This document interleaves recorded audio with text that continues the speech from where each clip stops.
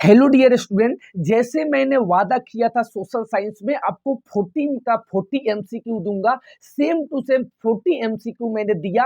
अब जो स्टूडेंट ये बोलते हैं कि आप सर इतना सेट डाले हैं, कौन सा सेट आएगा? अरे एग्जैक्ट कोई सेट नहीं आता है। मैंने हर वीडियो में बोला कि आप मेरी प्लेलिस्ट का फॉलो कीजिए, और जो बंदा प्लेलिस्ट का फॉलो करके गया है 40 में 40 करके आया है। एक भी क्वेश्चन मैंने आपसे वादा किया था कम नहीं कराऊंगा, 40 में 40 एमसीक्यू लड़ेगा। तो जो मेरा सब्सक्राइबर है, मेरा सभी वीडियो को वॉच किया है, सभी सेट को देखा है, 40 में 40 करके आया है। मैंने कल उसका आंसर भी मिलवाया है जब आप एग्जाम देकर आए हैं। नहीं देखे हैं तो जाकर देख लीजिएगा वहां पे, ठीक है। और यहाँ पे मैं आज आपके लिए हिंदी का लेकर आ गया हूँ मोस्ट इंपोर्टेंट 40 एमसीक्यू, जो आपके 22 तारीख का एग्जाम होने वाला है, ठीक है। तो VVI 40 most important question class 10वीं के लिए जैक बोर्ड का मैं लेकर आ गया हूं यहाँ पे, ठीक है। तो देरी ना करते हुए चलिए चलते हैं अपने क्वेश्चन की तरफ। चैनल पे नए हैं तो चैनल को जरूर सब्सक्राइब कर लीजिएगा ताकि सभी वीडियो का नोटिफिकेशन सबसे पहले आप तक पहुंचे। पहला क्वेश्चन है, गोपियां किनकी अनन्य भक्त थी? सही आंसर बताइए। गोपियां किनकी अनन्य भक्त थी? 1 से 40 तक नंबरिंग कर लीजिए और आंसर देने की कोशिश कीजिए, ठीक है। तो कृष्ण की याद रखिएगा, ठीक है। लास्ट में आपको कमेंट सेक्शन में बताना है कि कितना आपने सही किया, ठीक है। चलिए सेकंड है, पुरइन पात का क्या अर्थ है? तो कमल का पत्ता, याद रखना। पुरइन पत्ता का क्या अर्थ है? कमल का पत्ता। अगला है थर्ड नंबर, गोपियों ने उद्धव के व्यवहार की तुलना किससे की है? सही आंसर बताइए। चारों ऑप्शन आपके सामने है, कमल के पत्ते और तेल के मटके से की है, ठीक है। तो option C is the right answer हो जाएगा। चलिए अगला है मेरा फोर्थ नंबर, किस महीने में चारों तरफ हरियाली छा जाती है? अट नहीं रही है कविता के, तो फागुन। आधार पर बताए फागुन, ठीक है। चलिए अगला क्वेश्चन है 5 नंबर, उत्साह और अट नहीं रही है दोनों कविताओं के छवि कौन है? सही आंसर बताने की कोशिश करिए। उत्साह और अट तो सूर्यकांत त्रिपाठी निराला, याद रखिएगा, ठीक है। चलिए मोस्ट इंपोर्टेंट VVI क्वेश्चन है आपके लिए, ठीक है। चलिए अगला क्वेश्चन है 6 नंबर, किनकी मुस्कान इतनी मोहक है कि मुर्दे में भी जान डाल सकती है?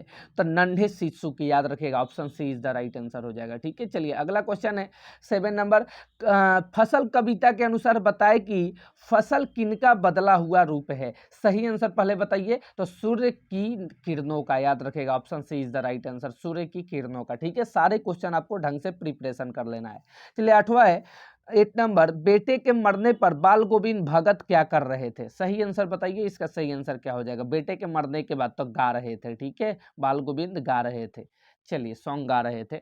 चलिए अगला है, भगत जी का बेटा कैसा था? भगत जी का बेटा कैसा था? चारों ऑप्शन आपके सामने है, सही आंसर बताइए। तो सुस्त और बोधा था, ठीक है। सुस्त और बोधा था, ठीक है। चलिए अगला 10 नंबर है, भगत जी की पतोहू कैसी थी? भगत जी की पतोहू कैसी थी? चारों ऑप्शन आपके सामने है, सही आंसर बताइए। तो सुभग और सुशील रहने के साथ घर की पूरी प्रबंधिका थी, ठीक है।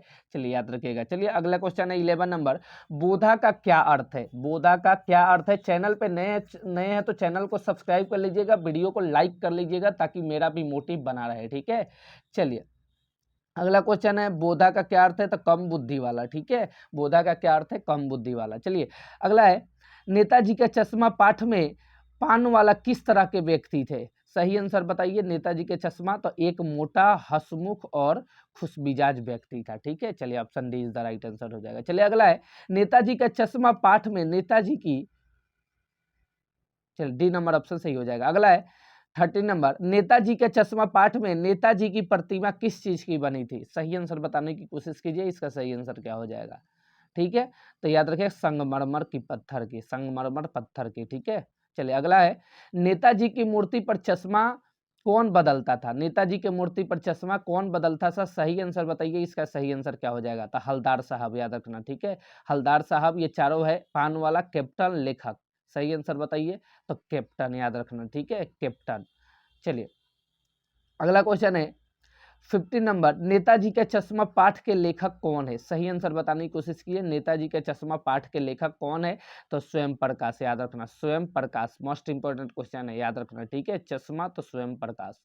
अगला, लेखक क्या खेलते थे? लेखक क्या खेलते थे? लूडो, क्रिकेट, नाटक, गिल्ली डंडा। सही आंसर बताइए। लेखक क्या खेलते थे? तो याद रखिएगा, नाटक करते थे, नाटक खेलते थे, ठीक है।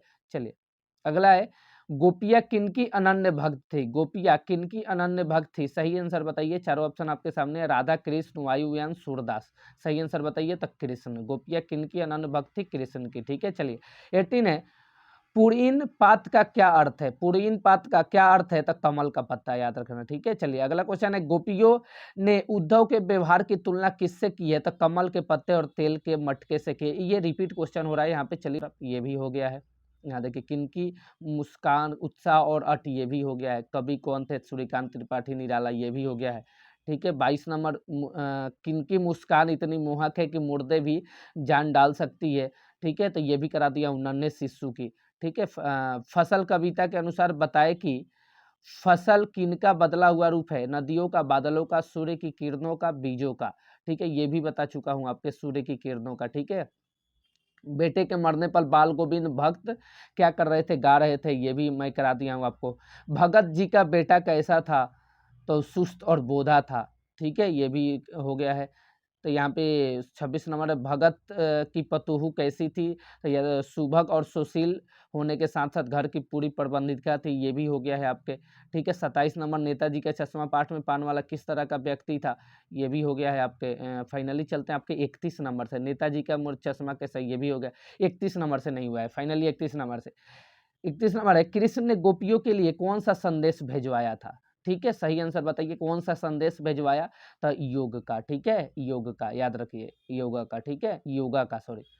अगला है 32 नंबर, कृष्ण के संदेश को सुनकर गोपी की स्थिति कैसे हो गई? तो विरह की आग जग गई। ठीक है, चलिए अगला है, गोपियों के अनुसार कृष्ण ने कौन सी मर्यादा का उल्लंघन किया? सही आंसर बताइए। तो प्रेम की। ठीक है, यानी option C is the right answer हो जाएगा। चलिए 34 है, हलदार साहब कितने दिनों के बाद कस्बे से गुजरे?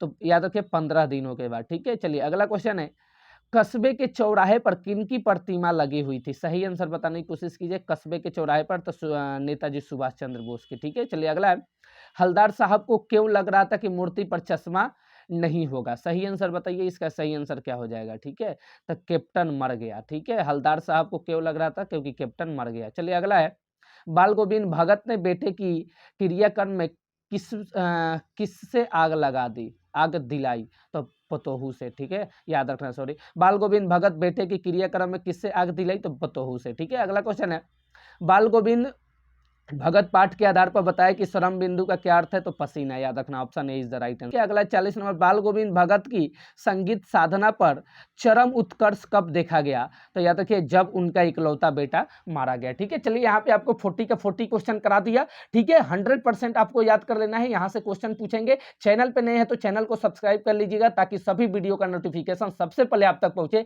और आपको एग्जाम में 40 में 40